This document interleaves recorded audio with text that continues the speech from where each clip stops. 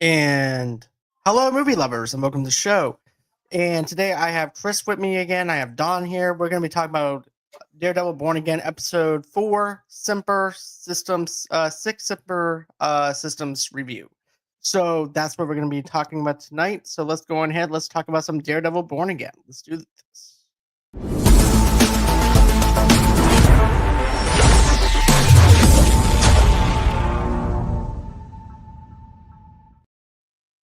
And hey guys, welcome back. How we doing? Doing good. Yeah. I think Chris might have froze. I'm not sure. He looks okay. He's so excited that he just was in total shock over this episode. Just has nothing, no words. No words. I get it.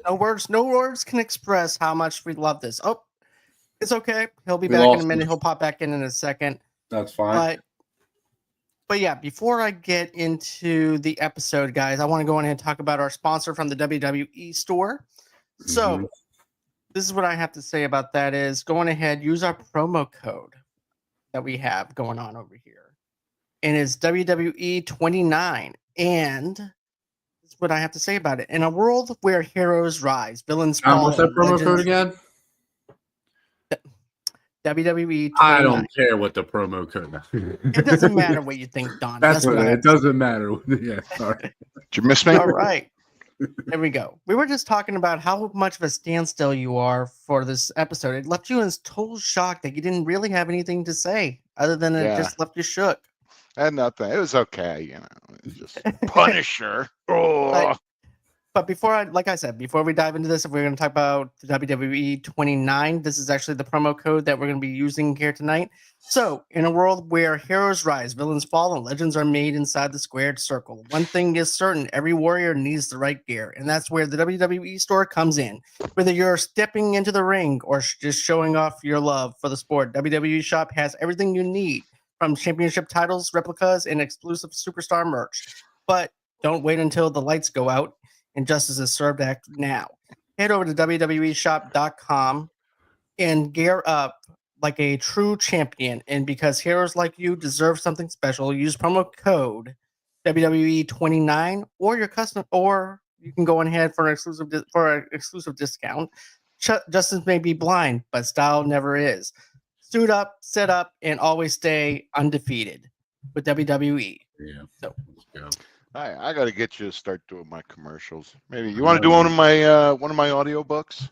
Sure thing. I wouldn't mind doing it. I will have a lot of fun with that. You might make my work sound good. All right, sounds great. So let's talk about this episode, guys. Like, I was not expecting them to show us Muse coming out of the gate for the very beginning of this episode, which is also going to be our main baddie for the season. Which is something that I really am excited about. Yeah, we have Fisk, but there's always someone else lurking in the shadows that we never know what we're going to get. But I also like how it also opens up to the fact that, you know, White Tiger is now dead. You have the niece that comes in to the picture, and that was harsh. That was heartbreaking. That was harsh. It was harsh. Hey, so real quick, I had no idea who that character was. Like, even at the end of the episode, I'm like, who the hell was that? So Muse, is that? I don't think I've ever seen that. I didn't know who that was either. Yeah, I wasn't sure Muse is a serial killer. Oh, well, that should be interesting. He's actually a serial killer with superhuman strength, is based off of what I found out about him. So he's like he reminded me of the Ryan Reynolds the first time he played Deadpool in going through all the different suits, Wolverine Origins. Oh yeah, where the mouth is shut, closed. Exactly, it looked just like him. I'm like, what the hell? It did have some resemblance. Ryan Reynolds? Definitely did. It reminded me of the first Deadpool when he's going through all the different suits and he picks the white one first. Oh yeah, blood all over it. That's what I thought about. I was like, oh my god. But yeah, I definitely didn't know who that was. So that's cool. But yeah, that's actually Muse, and he's got some superhuman strength, I believe, and things like that. So he's going to be the new baddie. But I really did. I really felt emotional at the start of this, especially when you have the niece come in, which is, you know, White Tiger's niece, and she's hugging Matt.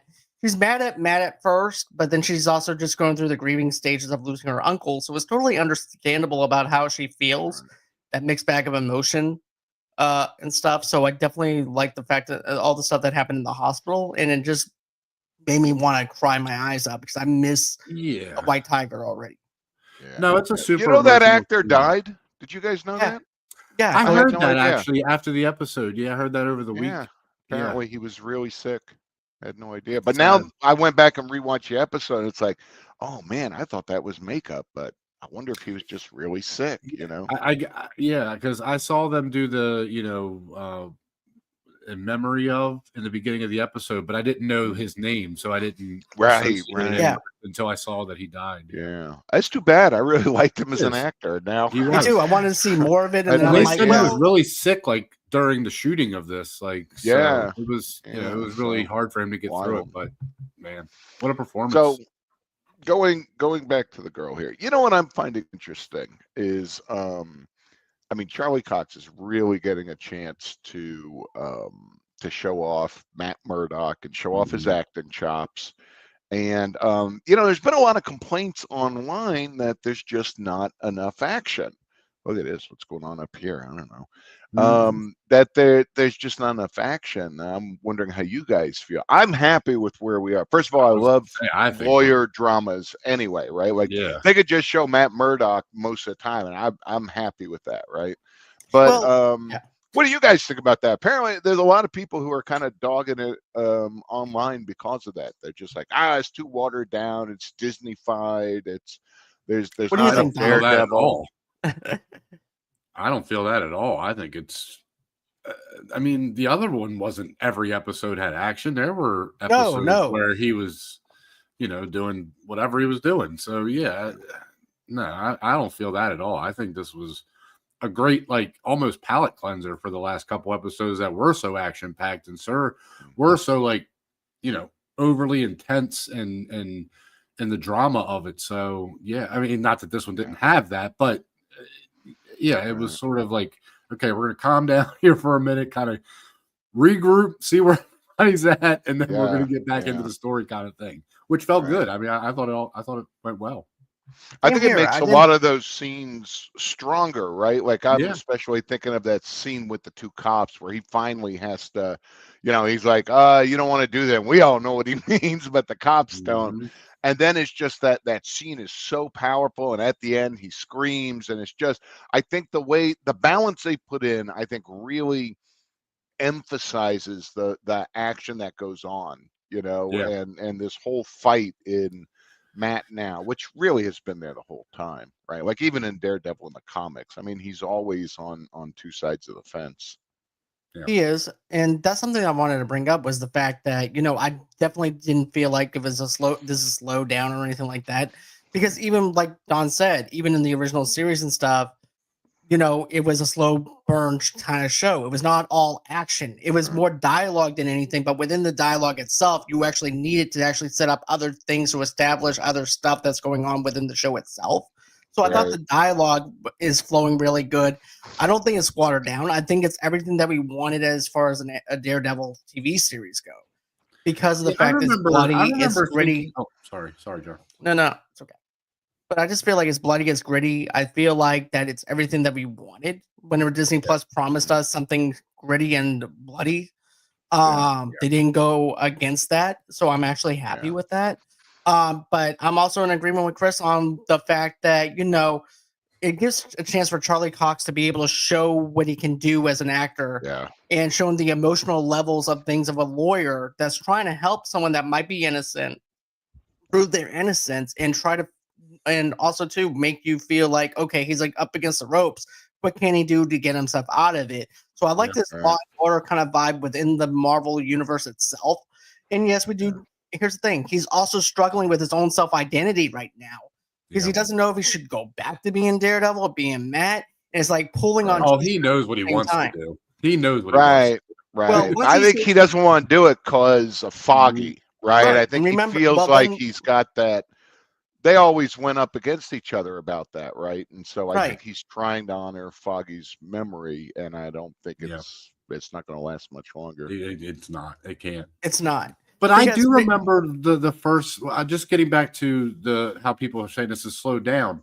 I mean, John, you just rewatched the first 3 seasons. I remember thinking, man, this show is really good because it builds up to these amazing action scenes that we get. But the action scenes fit the story too. It's not just there for no reason. Exactly. There was purpose to why he was losing his mind in those fight scenes, and they drug out for so long. And he was, by the end, they were like the first fight with Bullseye in this one, where they're literally crawling towards each other, basically. Right. So I don't know. I just feel like people haven't. I think those people just haven't rewatched the first couple seasons. No, they haven't rewatched it. And I think there are a lot of haters for Disney. The violence wasn't over right? the top. The violence was over the top, but it wasn't a lot of it. It was where it fit in the story. It was necessary for the characters to be able to make them grow and not make them feel stagnant. They're doing that again with this season so far, at least, is it feels like that again, where the action makes sense to the story. It's not just, Kingpin and Daredevil need to fight because they talk to each other. Like, no, we don't need that. We want the big buildup for that. Now, you know what I like about this, and to me, this really puts it in the same spot as the last show is. If you remember, John, you just watched it. First season, Daredevil doesn't even get the suit until the very last. No, not until the very end. He's basically here. We are again, right? And we're kind of doing the same thing. I'm relieved. It took so long for this show to come out, and I heard there were reshoots, and some of them may have been because the guy who played White Tiger. I don't know. Maybe they had something different. Well, what the deal was this: they were, like I said in the 3rd episode when we were on here, they were trying to make it like She-Hulk, where basically it was comic-y and stuff like that. So they must have did a lot of reshoots because I don't see any sign of that. I mean, there are jokes here and there, but it's not like.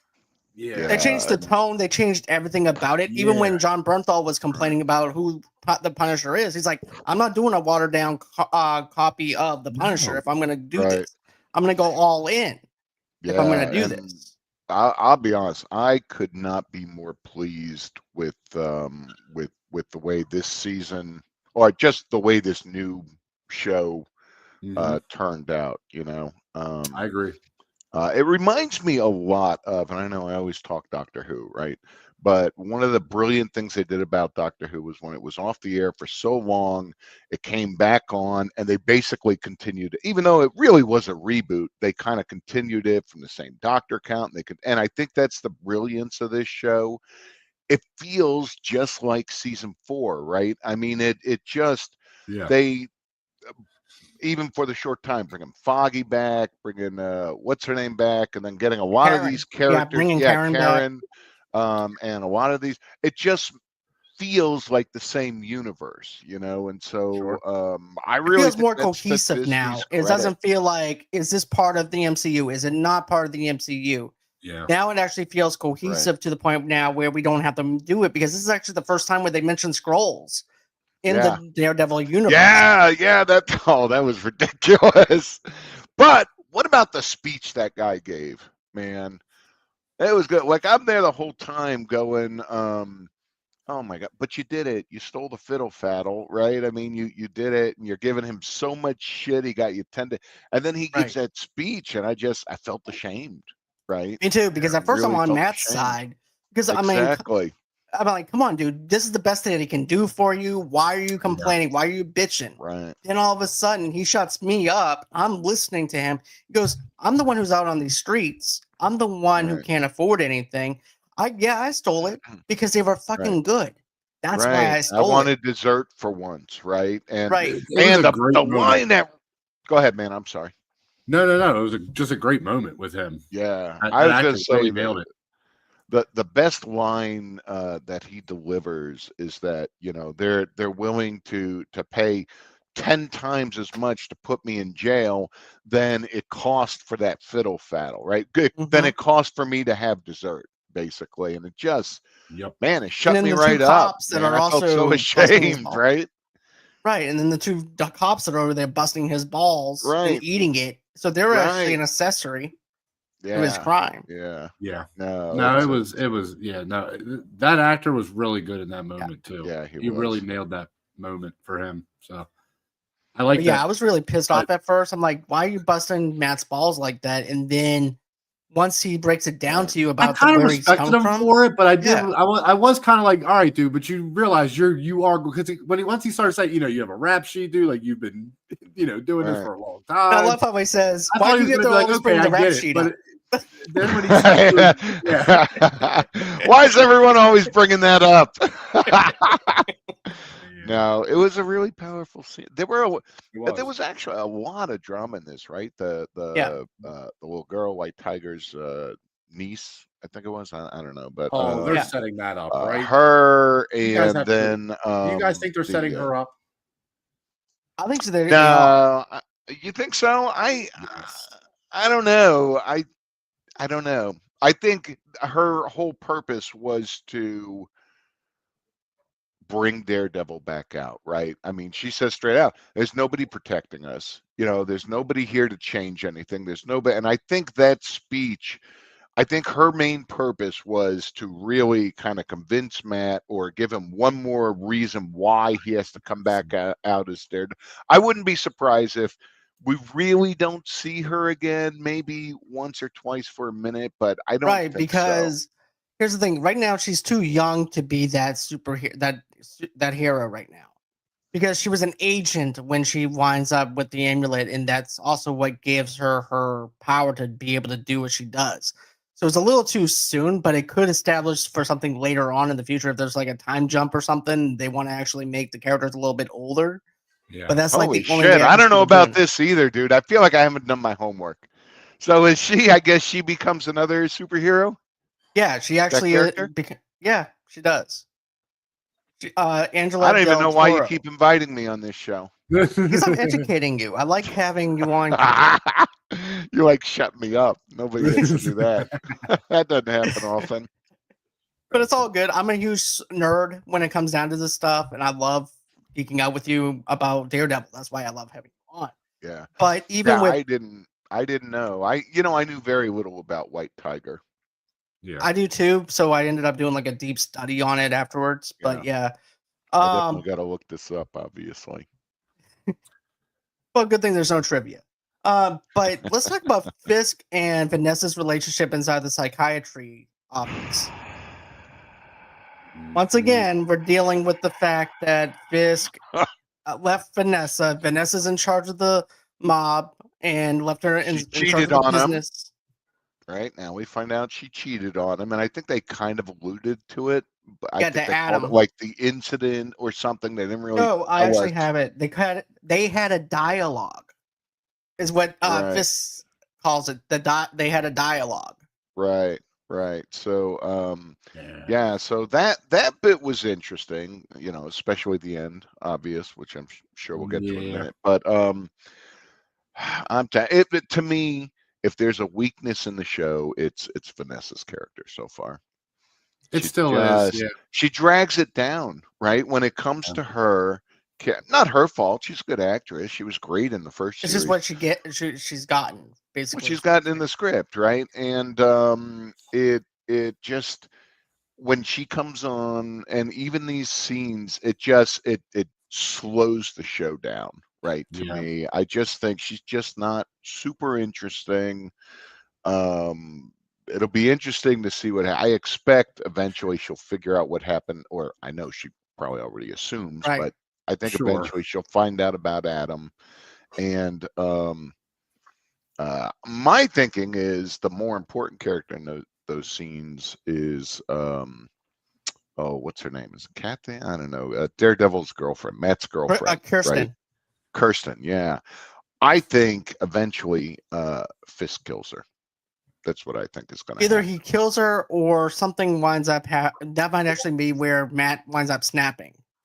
Maybe if he does kill her. But I feel like that's really what's going to happen is something's going to happen to her, right? Because Matt can never be happy, right? All of his girlfriends die or right, or get permanently damaged, right? Karen is damaged goods now, and except She-Hulk. She-Hulk made out. Well, no, I guess she didn't because she got filmed and that was bad too. So but who's to say that she it's won't have a not cameo appearance? you're not safe. You're in trouble if you're fucking Matt Murdock. I think that's it. For sure. I'll give it a Yeah. shot just to test that theory, but I think they're in trouble. But I do agree with you on this though, with the psychiatry stuff. It kind of slows it down. It kind of feels like Tony Soprano and Camilla inside the psychiatry office in season 2 of The Sopranos, where they're going for marriage counseling. And but with this, I feel like we've already heard this repetitive story again, and Fisk trying to get Vanessa back. We've seen this play out in the second episode. Same beat for this, except for one thing. Now Kirsten thinks that Fisk is abusing her, right? And she goes, "No, he's not abusing me or anything." Right. And Fisk, I like how Fisk just looks at her like, "Why is she?" She's like, "Well, now I need to see Vanessa by herself." Right. And he's just like, "What?" Right. So he's kind of taken aback on that, but and then he's kind of relaxed once he says, "I would have thought the same thing," and kind of just shrugs it off later on at dinner with Vanessa.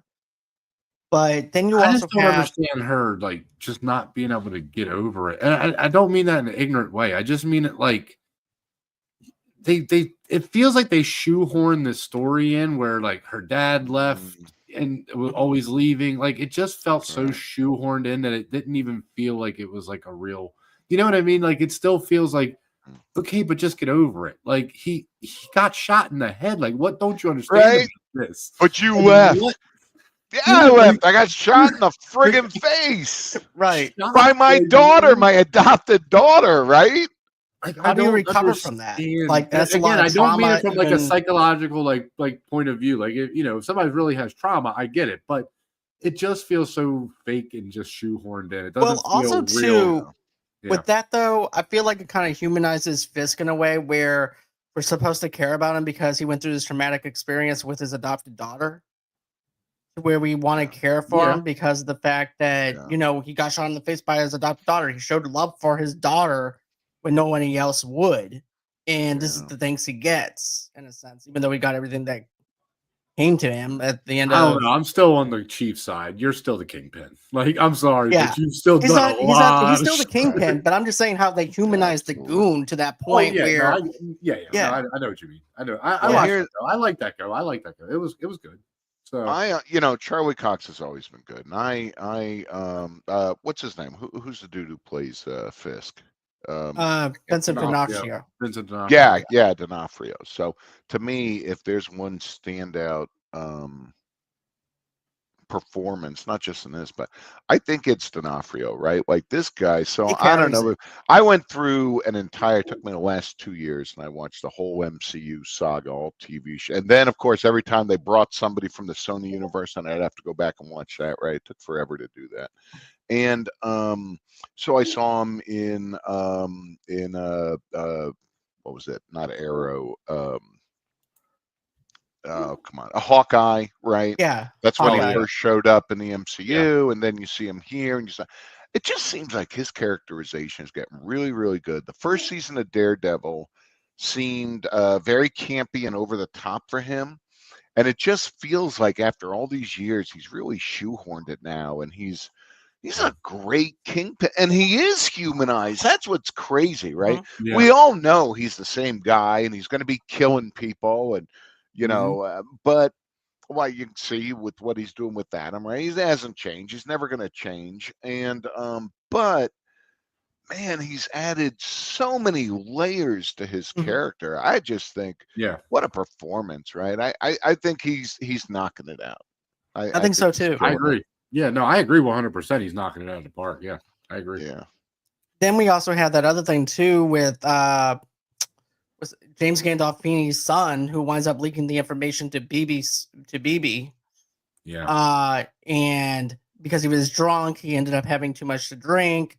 And then whenever he's getting ready to do this whole entire thing about the docs and wanting to do this, and I like how they're like, well, you can't just speak that into existence and just think that you can do that. There's other things. He goes, well, I'm not used to red tape. And it's like, how many politicians do we know that actually tries to speak things in existence and like, hey, look, there's things that you have to do in order in order to do stuff. You can't just do what you want because you're the governor. There's other people that you have to go through and stuff, other committees to approve stuff. Because, well, you're slowing me down from doing what I need to do for the people because the people put me in this position. Right. Did you say that's James Gandolfini's son? Yeah, that's actually him. No shit. Yep. Yeah. Oh wow. I did not. I guess I could see that. But I had no idea. I like his character, right? Mhm. And I'm waiting. I think he's going to be put in a situation he's going to have a choice to make. And I think it would be amazing if he winds up taking down that chick who's kind of like, I'll be here, long after you two are gone. I feel like something's coming for her, right? I think Fisk is going to kill her. I think something, but I think it would be even better if this new guy, right, winds up doing it. And is he going to be like the dude from Penguin? Like, is he going to be the kid from Penguin that he like takes under his wing? And like, he's like, I wonder, man. That would be cool, right? Because obviously Fisk really respects him, right? Yeah. Right, because he owned up to the fact that he screwed up in that office. Yeah. He's like, look, I'm sorry. I'll be on your side 110%. I'll vote for you still.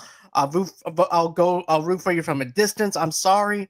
And Fisk actually respects him because he owned up to it compared to his other people. No, it's loyalty. No, it's loyalty. Fisk wants loyalty. That's what it boils down to for sure. Yeah, because Fisk could have killed him, but then he has a witness. But I also like. But I agree with Chris though. I like that idea of James Gandolfini's son taking down Fisk. Well, not taking down Fisk, but taking down the woman for blackmail or something. Because he's actually like the next Wesley. You remember Wesley from season 1? I miss Wesley. God, I love that guy. He's kind of like that Wesley kind of replacement for him. Yeah. So I'm thinking that he's like a replacement of Wesley for Fisk. So I wouldn't be surprised if he blackmails her and she leaves, and then it's just him and Fisk running this whole entire thing. And then once Fisk gets what he wants, either number 1, he gets killed, or number 2, the kid winds up ratting out everything on Fisk to BB. Yeah. Leaking out information. But I don't know about that. But that just depends on the loyalty and the stuff that happens later on. If there's any disarray. I'm just trying to think, how much does he actually know? Do you know what I mean? Like, yes, he knows who Fisk is. Yes, but he might think that Fisk is on the straight right now. Do you know what I mean? Like, I think he does. I think that's what I mean. Like, I think he might know about his past, but at the moment, I don't know that he knows anything that Fisk is doing right now. No. So that's why I'm thinking that he might literally be a fanboy because he thinks he's like gone good kind of thing. Right. You know what I mean? Like, I don't know. That's my only thing with him is I don't know why he's so loyal to him right now. Is it because he knows who he is and he's like, oh, I'm cool with it? Or is it like, oh no, okay, this guy is actually trying to change his life around and be legitimate now? I just you know what I mean? I just don't know where he's coming from yet. I don't think that. I think he's still the same person, no matter what. Oh, I think he could be easily. Oh yeah, no, definitely. Like, yeah, he can be easily corrupted. Yeah, he's definitely the same person. I think, and I don't want to spend a lot of time on this because I don't want to throw politics and stuff in, but I feel like there's definitely kind of a comparison to Trump, right? Where you've got this guy who was really bad, was in prison, was this and that, and yet he's got these people who will just follow him, right? Like this guy who's a huge fan, and they did interviews in New York, and there were a lot of other people talking that same game. And I'm not saying anything good or bad about Trump at all. I'm just saying I really feel just the politics of the stuff within business world compared to our I feel like world. they're trying to draw a comparison to it, right? Yeah. And if that's what they're doing, I love that they're not being heavy-handed about it, right?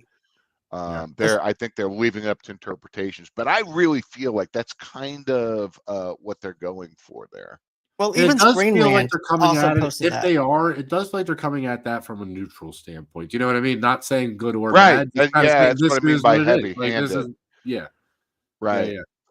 But let's talk about this. It's true, and we don't even have to talk about him, right? I mean, just we see that all the time where you've got these guys who just very questionable, right? Especially in politics, and they always have their fans, right? Who just look up to them so much. Like this guy, hey, I don't care if you fire me, right? I'm still going to vote for you. I'm going to do this. I believe in you wholeheartedly. And so even if they're not talking about him, there's so much of that in politics, especially these days. I just feel like they're kind of pushing a little bit of that. But like you Into the said, show. it's not heavy and they're not taking a side. It's just what happens in that politics game, right? Right. It's interesting. It's really interesting the way they did it. I definitely like the whole politics side of Fisk and stuff like that, and seeing what he has to learn. Because he won, but now he has to learn the consequences behind Right. every action. There's a retaliation with it. There's people that's not going to like with his decisions. So there's going to be stuff that he does that he has to either slow down on before he speaks out on doing something, and listen to his reps as well. Oh yeah. So it's going to be interesting on how they play that narrative within the show itself, on how they do that. Yeah.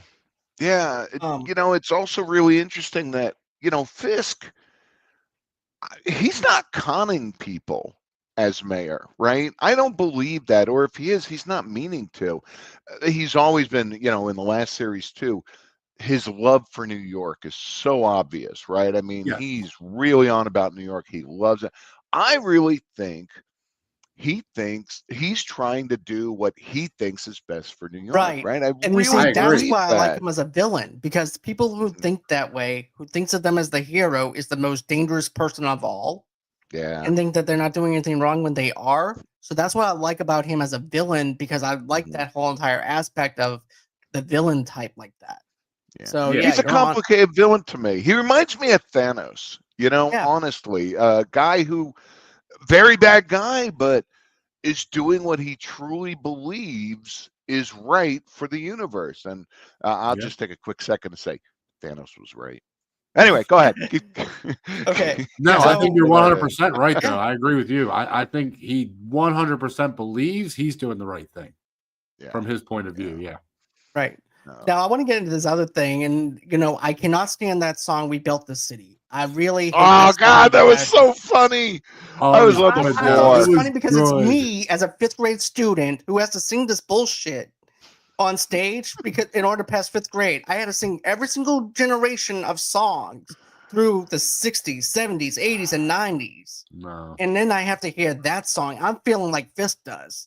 And I'm cracking up because I'm looking at him as myself. I'm like, yeah, I hate this song with a passion. I even hate Wake Me Up Before You Go Go, because I had to also sing that shit too. My favorite part is him being, when they're like, "Oh, now the next song." He's like, "Oh no, please don't." I love that so much. I love it. And then you cut to the Latvian embassy or whatever it is, and they're all singing the same song in Latvia. Hey, if it makes you feel better, for my 6th grade graduation, my class had to sing the theme song to Laverne and Shirley. And we had to sing it really slow, like it was an important song. So I much would have preferred Wake Me Up Before You Go Go. Well, let me tell you something funny. We actually made our 5th grade music teacher cry, because we kept on misbehaving and kept on driving her nuts with it. Like, we would actually lip sync. Sometimes we would get certain words wrong. Because that's it. You're humiliating me. I cannot take it anymore. And she would just bust out just crying. I'm like, she's acting like this is actually a Grammy Award-winning performance that we're trying to give her. Man, stuff. That's a win. Still. When you can break your teachers, right? Yeah. That's really a win. The only thing better is, like, you get them to quit and go work at Publix, right? Then you're like, oh, I'm the king. No, it's not true. Teachers deserve our respect. So not the ones I had. But let's go ahead and segue into how Matt finds the bullet casing to White Tiger, and then he winds up finding Frank. And at first, I'm thinking that him and Frank are going to go to war together, and take down. Frank's lost his damn mind. Yeah. He looks like one of those conspiracy theorists that lives in a cave too long. He has like the long hair now. Too long. He looks good in a beard, man. Yeah, that dude looks great in a beard. It was incredible, right? I mean, I love the Punisher so much. I always did love him. Even before MCU or any of that shit. He was just Max comics were one of my favorite fucking comic great. book runs. Oh man, and there used to be books my dad used to read. That was where I first read Punisher. I didn't even know he was a comic book. He had novels about the Punisher, oh man, I loved it. I'm like, wow, this guy, you feel so horrible for him, yet he's a horrible person, and You and want in to the know something, books, Chris? always killing people. They were originally going to make Frank a priest in the comics. No. And they said right? that he was going to make him a priest, but then they said, never mind, because I don't think Frank could forgive anybody. Yeah. So there's no they way. went up against that. No, so I love all the Punisher Can you imagine movies. giving your confessional to him and then getting killed that same night? Hey, shoot your ass and then deliver last rites. No shit. That'd be perfect. Do a Hail Mary and kill. But Punisher Warzone, that was like before this series. That to me was just the best of the Punisher movies. It was really good, and it was good. And then this came and just knocked it out of the park. And this actor, Jon Bernthal, I hated him in Walking Dead, right? Yeah. Well, because he's so good, right? I mean, he was just an asshole character. And when he came out as a Punisher, it's just like, holy shit. Who knew this guy was such a good actor, right? He was so one note in Walking Dead. And he was just, God, he's so powerful, man. His speech. I love my favorite line. I don't think it was here. I think it was in the original series. Is everyone is just one bad day away from being me. Right. Yep, season 2 of Daredevil. Oh, fucking true, man. Right. We all have people we want to shoot the fuck out of, right? Where you're just like, I'm just Let's see. Amy Saunders says, I haven't seen much of Marvel stuff, but the Punisher is epic, and Bernthal does him justice. Oh, yeah. Yeah. Look, it's one of the craziest things for me because it's hard for me now to see him play these characters because I've listened to his podcast so much, and he's such like a nice, chill dude. Like super chill, super funny, like really a chill dude. And he just plays these insane characters that are just intense. And he plays so good these awful characters so good, man. He just so looks like he would be a fucking hard ass. So I don't think we're going to see Punisher again, right? I suspect this may be just a little bit part. My understanding is their plan is to do a yearly Punisher special. Yep, they're doing a Punisher special. Even Jon Bernthal actually pitched it to Marvel, and Marvel picked it up and said, yes, we'll do it. He's writing it. Yep. Good. That's something that I'm happy about. I'm happy that they're giving the creative room to be able to write something. Now we actually get to see what his writing ability is like. You know what, though? But that's what happens. You get somebody that knows these characters, that grew up with these characters, that love these characters as kids, and he just happens to connect to Punisher for some reason, and you let him write it as the Punisher. I mean, this makes total sense. They should do this more often with some of these characters. Yeah, they really should. He's so good. But I like that whole entire thing with Matt and everything too, because Matt is still trying to find that struggle of trying to mourn over Foggy. And he goes, "You're hearing him, don't you, Matt? Don't you, Red? You still hear him. You have that tugging in your head of the Daredevil. You have that tugging in your head of Foggy, don't you?" And he's about to burst out, just crying and emotional. That's just an emotional scene altogether. Oh no, that's the best scene in the episode for me. Yeah, it was hardcore. Them two going back and forth, best scene in the whole episode. Well said. Sorry, exactly.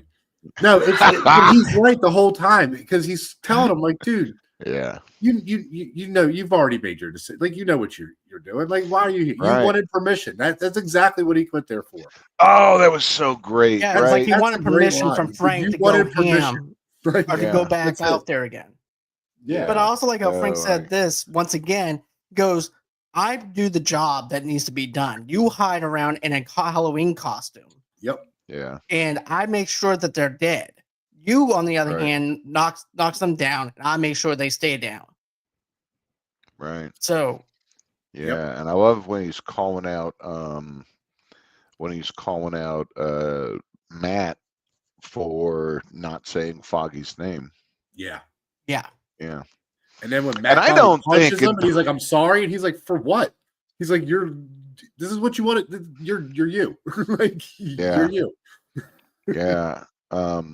In hindsight, I think even after he called him out about it, I don't think Matt still didn't mention Foggy's name. Nope. He can't say it. Such a good scene, you know, and sure, we'd all love to see Punisher doing, you know, punishing people. But I think it was a really nice little intro to bring him in. Of course, I hope he comes back, but I think it's just like this little I note of like, suspect he's not. Yeah. I just feel like it's this little note. It's like, hey, look, we have the Punisher. We are gonna have him in the back burner, but here's a little taste of him, of what he's going through now, compared to where we've seen him in like the other seasons of the Punisher and also Daredevil. So it's like you're gonna get your cake and eat it too, but it's just gonna take a little bit more time to actually pull out that whole entire buffet line to let you basically just digest everything that we have going for the Punisher. Right. He reminds me of, in the Punisher series, I don't remember if it was the first or second season, where he's working construction at the beginning. Oh yeah, that's the first season of the Punisher. It was the first, yeah. He reminds me of, he looks the same as he did then, right? And so, it's when I saw him, I'm like, oh, I wonder if he's working construction again. And then I had to go and watch that episode again because I just love when he beats the shit out of those that guys. sledgehammer. Oh man. Oh man, he destroys them. It's so good. Yeah. But then after that, we actually have Matt and Kirsten that make love during that night. And he also said this, or he goes, I was used to just coming home and not having anybody with me. Yeah. And now she's like, well, how does it now feel to actually have someone home to? He said it feels great. So they make love. He gets up to the rooftops, and then you see him playing around with the baton that he has, the grapple. Right. Oh man, that last shot, that was so killer, man. Yes. Oh, it's so good. And you know, don't forget, he goes into his hidden room. Yeah, I love all the masks. That has all those Daredevil masks. But I like how I love that he has a secret cave. I love that he has a secret cave, like a secret room cave, like on the top of a building. Okay. I love it. I love it. I do too. I like that. I like the fact that it's a secret thing that nobody knows about. And of course, you know, when we're by ourselves, that's where we basically become our normal selves, right? So during the daytime, he's Matt Murdock, and then at that same moment, you have Fisk, who's also not the same person he was during the daytime or anything either. He's now the Kingpin, and it's like every single thing that was hidden in front of people are now being put up in front of you. I didn't see that. That's where you I didn't see that coming. Yeah. I didn't either, because I wasn't expecting to see. I figured this dude was Adam like there. somewhere, like on an island. Like I didn't think Fisk killed him. I just figured he killed him, right? Me too. I don't, because I don't think he would lie to Vanessa. I really don't believe he would lie to her. He did lie to her. He said he didn't know what happened to her. And he also said there was a change of dialogue. But I don't there was some dialogue. Right. Yeah. No, he absolutely lied to her. He says, I'm not that mad anymore. So I never felt like he killed him. I felt like he just was like, look, out. Like, you got to go. I don't care where, just not here. You can't ever come here. You can never come back here. Like, that's the only rule. The whole fact that he's torturing this guy like, eating a steak you got fuck Kingpin's wife and got away with that. I'm like, there's no way he let this guy go. No, that's like sleeping with Carmela, Tony Soprano's right. No, it made sense. It made Furio. Sense. But I really did think that he let him go just out of love for her, because that's the only kryptonite. That's his only kryptonite is her. I like the fact that you're romantic, but. I just know that he either killed him, but the fact that he's torturing this guy and eating dinner in front of him, like it's Hannibal Lecter. Yeah. Oh no, it's definitely Hannibal Lecter-esque for sure. Yeah. I'm telling you, I think Matt should just hire the Punisher to go kidnap Vanessa. That's what you do. You want to end all of this? Kidnap Vanessa. Yeah, it's all over. You know, Matt would. I don't know. Never do it. He'll never do that. I don't even know that would end it, right? I mean, oh my God. Then you got this huge vendetta with the Kingpin, right? Because he never let it go. He never lets anything go. But it is a way to get him to show his true go. colors. That's the thing for Matt, is he wants people to know who Kingpin is more than anything. So that would be the way to get him to show who he really is. Well, in season 3, he did that, and that's why people have to say he is actually on Daredevil's side in a sense, because they don't trust him, and then you have the other city that's like gun ho for him. That's so what I mean. It's this division amongst everybody. Yeah. Again, it'll never happen. I'm just saying. You think we get to see Daredevil next episode? I feel. Oh yeah, I think we're there now. I think we are. I think we're gonna get a full on thing with him. And then we also have that other thing too with Muse at the very end of it with draining the blood and stuff. Yeah, I can't wait to find out. When we get off of here, I'm gonna have to go look him up and find out what Muse is all about. That's some weird stuff happening there for sure. He looks cool. I get that. He looks really cool. Yeah, simple. He reminds me a little bit of Rorschach, right? Yeah, he kind of does as well. Yeah, but I'll give you a little bit of background on him though, Chris, because I still have some of the notes that I have. But basically, he's a serial killer artist who plans shocking mass murders, abductions, and torture as means of creating his art, converting them into works of street graffiti. He serves as an antagonist to Daredevil, Punisher, and Blind Spot. So he's Jack Nicholson Joker. Got it. Okay. He's an artiste. He's an artiste. And it's like arsonist. I said artist. Why not? Or anarchy. Yeah, I definitely got checked exactly. I mean, I just think so. How many episodes are there? Is there going to be 10 or 8? Is it 8? I think it's 8. 8. Yeah, 8 episodes, right. And I think the last episode is like combined. Oh, gotcha. The last 2 episodes. So we're halfway through now. Feels like there's so much open. You're like, how do they finish this in 4 episodes?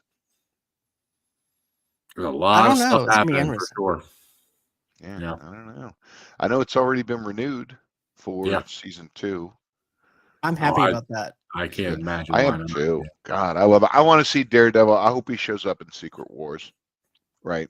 Dying to see him in either Doomsday or Secret Wars. You got to bring him in. I want to see Daredevil and Spider-Man together so fucking bad, man. That would be crazy. So bad, right? Okay, there's actually going to be 9 episodes. 9. So it's 9? Okay. Yep. That's not bad then. So about 5.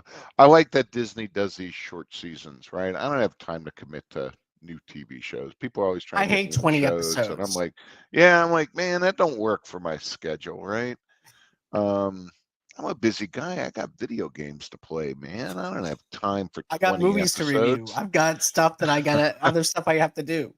Yeah, you waste your time, but I'm talking about video games. Hey. And okay, anyways, Don, how are you doing? I play video games. That's some bullshit, man. I play video games. That is some bullshit. I didn't know you had the. I didn't know you had the top red button there. Oh fuck! Anyways, now I got to be nice to John. God damn it! You don't have to be nice to John. No, it's fine. Really? Okay. Right. I can. I'll be relegated just posting on his Facebook page. Yeah, people already do that to me already. That's nothing new to John now. No. But anyways, all in all, great episode. We all really love this episode. We actually like all 4 episodes. So there's nothing really negative that I can say about the show. Yeah. The writing is really good. I think, other than Vanessa, I think, same thing. And even that, it's not enough to really bring the show down, right? It just it feels like the pace slows. It down. Yeah, but I mean, it's brief, right? I mean, they don't spend but maybe 5 to 10 minutes on her in a show, if even that much. And so even that is not enough from I mean, to me, it's one of the best MCU series they've done so far. Right? Oh, by far. Yeah, no, easily. Yeah, easily. Right. Although I loved Hawkeye, so I don't know if I'm the guy. I loved She-Hulk, right? I don't know if I'm the guy to take my opinion for it. I loved Hawkeye, and I like WandaVision. I think WandaVision was. I Really love fun. WandaVision. That was WandaVision's one of my brilliant. favorites. Oh I thought my God, it was so so much fun. brilliant. Yeah. Yeah, I thought that was. Did you guys catch Agatha all along? I did. I liked it overall. I didn't think it was a bad show. I loved it. I just I love didn't get into that. it. I love Yeah. that character. Right. Yeah. I Oh, liked she's her a great. No, lot. she's great. Yeah. Absolutely. But anyway, not to go Sorry. off topic, No, you're right? good. Underrated show too. Sorry, guys. Miss Marvel. Miss Marvel is underrated. I'm sorry. I love Miss Marvel was I'm great. a I enjoyed huge it. Miss Marvel I enjoyed fan. Miss Marvel. Miss And Marvel if you was watch the fun. Marvels, which was the worst of all of the movies, but it's worth just seeing Ms. Marvel. She carries that film. She's so good in it, right? Like I hope they did. Yeah. I heard, I don't know if it's true, but I heard they're talking about doing a Young Avengers and that she would be they in it. are. Oh, Yeah, they they're are. doing Yeah. a Young So it's Avengers. the girl That from stuff is happening. Hawkeye. It's her. It's Right. there's they have a few of them already. Yeah. Nice. What's his name? Scar? What is Hulk's son's name? You Oh remember? yeah, he's in it. Yes, and Scar, T'Challa's Scud. son, T'Challa too, is in it. Oh, is that right?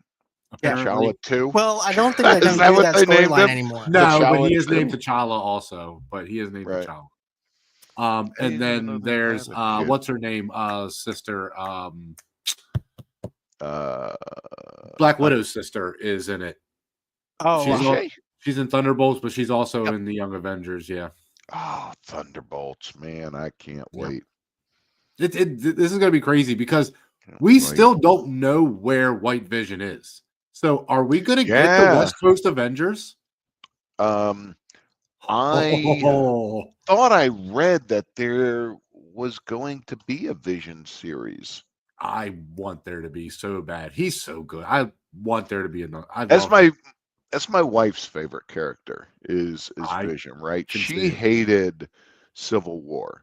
When we got out of Civil War, she was so angry. She was cursing. She's like, everybody in that movie sucks, right? And then when she saw Vision, she was like, wow, this is a hero, is how she felt, right? Sure. So yeah, she loved Vision. Man, right? I missed a good MCU. I did too, but I can't say I missed it because I overall like where they're going, so I don't really mind as much. I gotta say, maybe it's just me. I think for the most part, I have pretty much enjoyed everything in the MCU. Some of it was a little weaker, right? Mm-hmm. Some of it was really strong. I like the multiverse stuff. I know a lot of people don't like that, but I really liked it. Which I think Doomsday, I want to say, ends the multiverse saga. They're saying it is, which really sucks. Yeah. I'm glad that they're ending it. I love how they keep pulling in all these characters from. I'm just the multiverse thing. That's just me. Blade back. Are you kidding me? Bringing Blade back. Oh, I want Blade in. Blade. You can't bring these characters in without the multiverse. That's the thing. I say go ahead, do the multiverse one last grand finale and be done with it. Because look, the MCU was set up without mutants. It just was. The MCU was set up without the idea of mutants being a possibility. The only way to figure it out is the multiverse. I really think that was the only way to bringing in Fox, bringing them through the multiverse is the best way to do it. And well, Deadpool brought him in. Yeah, right. I mean, it really without Deadpool and Wolverine. Even before, right? I mean, it's definitely. I mean, well, technically, I think it's going to be the year of the mutants. I mean, I think it's going to be huge. Especially after Doomsday. A lot of people are thinking they're going to reboot the MCU. They might. They could. With Doomsday. They could. When they stop Miss Marvel, at the very end of Miss Marvel, when I don't remember who says it to her, but somebody says to her something about there was a mutation in the genes. And they play the X-Men theme from the animated show. Oh, that's interesting. They are bringing the X-Men. They've hinted towards it before, but definitely. Wolverine was definitely the first official. Yes, official. This is a mutant in the MCU. Yeah. Yeah.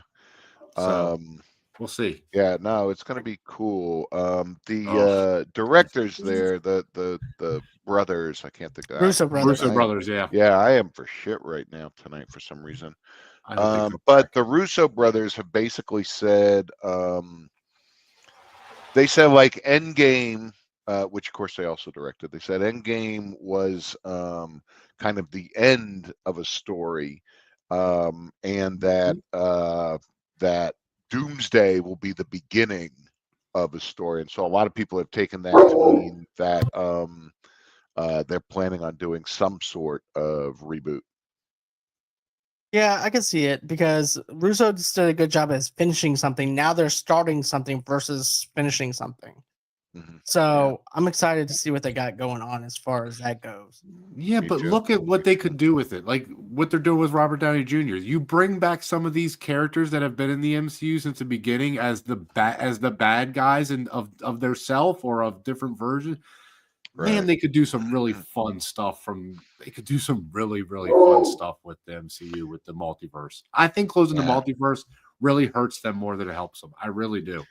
I love it, right? I really have enjoyed it, but I love those type of stories, right? Where like, Into the Spider-Verse, one of my favorite superhero movies, right? Just tons of Spider-Man coming in and see them all. And even the was it No Way Home, I think, where it had the other two Spider-Man characters and brought in all the bad guys. Wow, how cool to see Octavius again.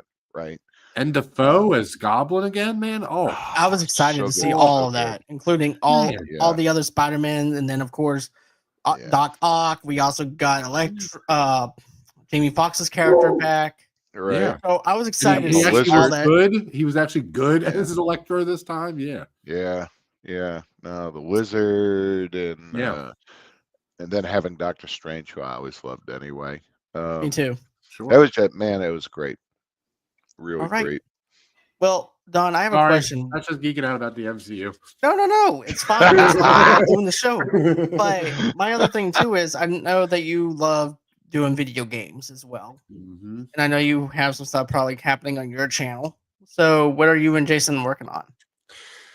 We are working on D&D stuff, guys, and video games, though, too. Check out Jason on Twitch, Padawan Frito. He is doing a lot of Call of Duty and Marvel Rivals, which we're actually playing Marvel Rivals is fun, man. That's a blast. Love it. I play. I'm a Rocket Raccoon main, so anytime somebody plays Groot, I get to hop on their back and just shoot from their back. It's awesome. Nice. I'm Squirrel Girl, baby. Squirrel Girl. Yeah.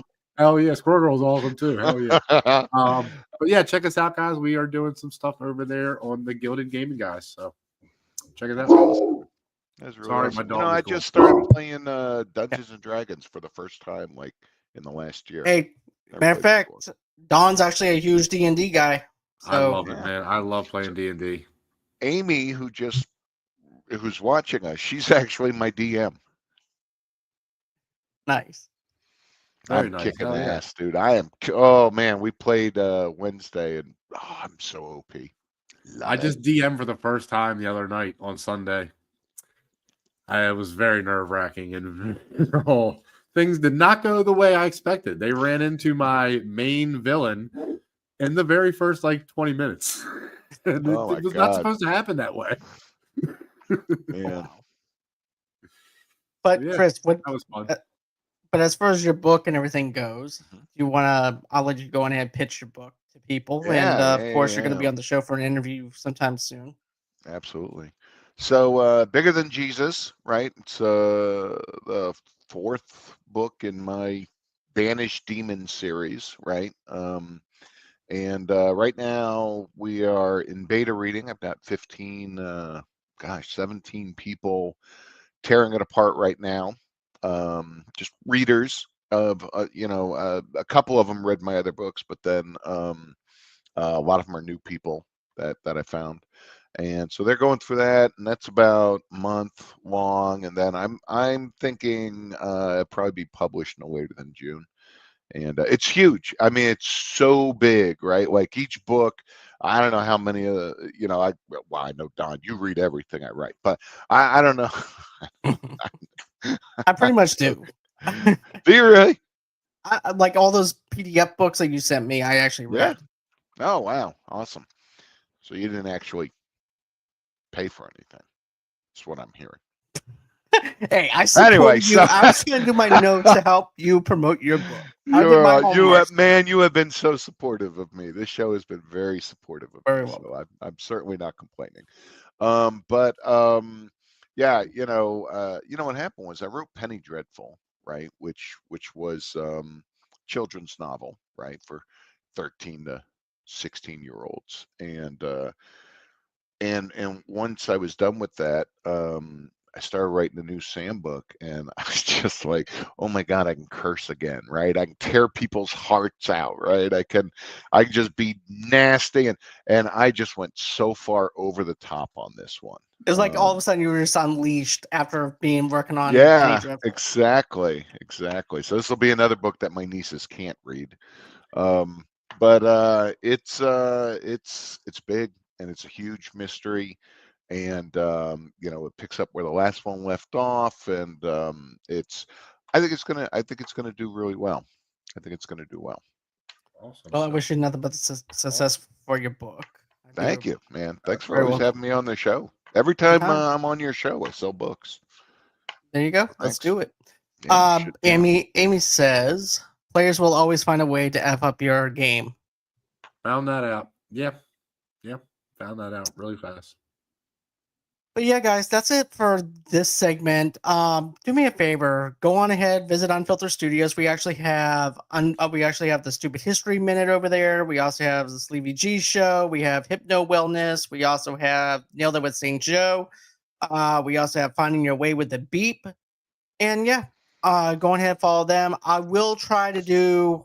I'm probably going to try and do some movie news coming up soon. Do like a weekly thing of movie news as well, because I'm going to be moving soon, so I'm going to have to rearrange certain things. So I'll do all the Superman rewatch reviews in April, and then just focus on just maybe top five movies and stuff like that, and focusing on that, and also on movie news. So nice. Do me a favor. Moving states? No, just moving to another part of Mississippi in a different city. It's close to my job. Instead of driving an hour back and forth and commuting back and forth. Plus our rent's going up. Absolutely, man. So, but yeah, do me a favor, guys. Go ahead and smash that like button, smash that subscribe button. Show these guys some love as well. I actually have their links in the description below, so that way you guys can show them some love. So yeah, boop that like button, boop that subscribe button. Go ahead, visit Don. Go ahead, buy some books from Chris, because reading is always good. And always it's fundamental, is my understanding. I don't know. I'm so much better on your show when I'm drinking. I got to stop doing this soda stuff on this show. It's so much better. So much better when I'm drunk.